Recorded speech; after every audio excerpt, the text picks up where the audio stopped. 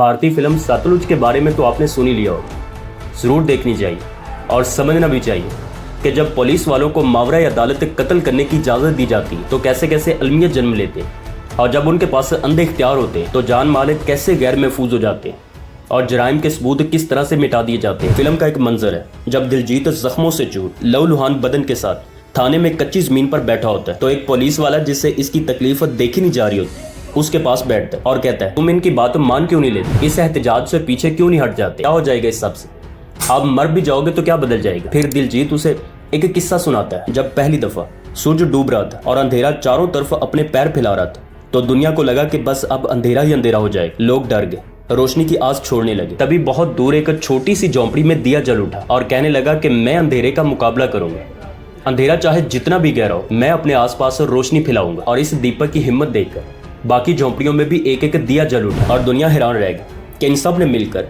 अंधेरे को हरा दिया। हम अपने वतन अजीज में देखें तो ऐसा लगता है कि 400 अंधेरा फैला है, मुआशी तंगी हो, कानून की पासदारी हो, अवामी खुशहाली हो, रिश्तों का तकद्दुस या सुकून भरी जिंदगी का कोई इम्कान, हर तरफ अंधेरा ही अंधेरा नजर आ रहा है। हम अकेले इस अंधेरे को नहीं मिटा सकते, लेकिन अगर हम दीपक की तरह रोशन होकर अपना किरदार अदा करें तो अपने इर्द गिर्द रोशनी फैला सकते हैं, अपने इर्द गिर्द फैले अंधेरे का मुकाबला कर सकते हैं। हमारे जलने से क्या मालूम और कितने दीपक हिम्मत पकड़ कर जलना शुरू कर दे। हम मायूसी के अंधेरों में अपने हिस्से का दिया जला सकते हैं। नो डाउट आप वतन अजीज के सब मसाइल हल नहीं कर सकते, आप यहाँ फैले अंधेरे को अकेले दूर नहीं कर सकते, लेकिन सवाल ये है कि क्या आप अपने हिस्से की रोशनी फैला रहे हैं, क्या आप दुरुस्त रवैया रखे हुए, क्या आप गलत का साथ देने के बजाय गैर जानबदारी से मजबूत आवाज में गलत को गलत कह सकते हैं। आप दुरुस्त समत में खड़े रहिए, अपने इर्द गिर्द वालों के लिए आसानियां पैदा करते रहिए, अपना किरदार अदा करते रहिए।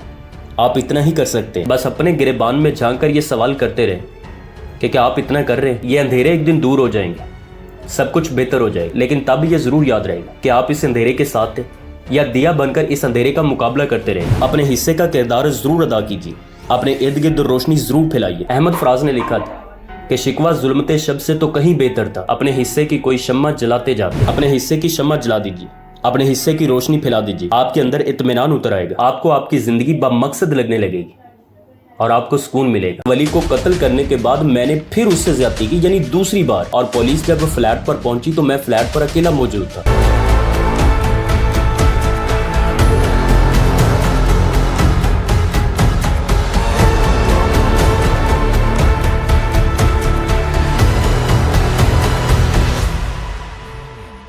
मौजूदा सूरत हाल के पेश नज़र मेरी आपसे ये रिक्वेस्ट होगी कि अपने अपने बच्चों का खास ख्याल रखें, क्योंकि गवर्नमेंट सिर्फ टैक्स लेने के लिए, बाकी तहफ़्फ़ुज़ आपने खुद करना है। कराची में 6 साल अब्दुल वली के कत्ल की तहकीकात जारी। गिरफ्तार मुलजिम हमजा की दौरान तफ्तीश अहम इंकशाफात है और मुलजिम हमजा ने बताया कि वो मकतूल वली को दुकान से अक्सर चीज़ें लेकर देता था। मुलजिम ने बताया कि मोहल्ले में इंतकाल हुआ था, सब लोग वहां गए हुए और इसी दौरान मौका पाकर बच्चे को फ्लैट पे ले गया। बाद अज़ाम बच्चे के साथ जिनसी ज्यादती की और उसे कत्ल भी कर दी। वो कहता है कि वली को कत्ल करने के बाद मैंने फिर उससे ज्यादती की, यानी दूसरी बार। मुलजिम ने मजीद बताया कि बच्चा मेरी शनाख्त जानता था, इसी वजह से कत्ल किया।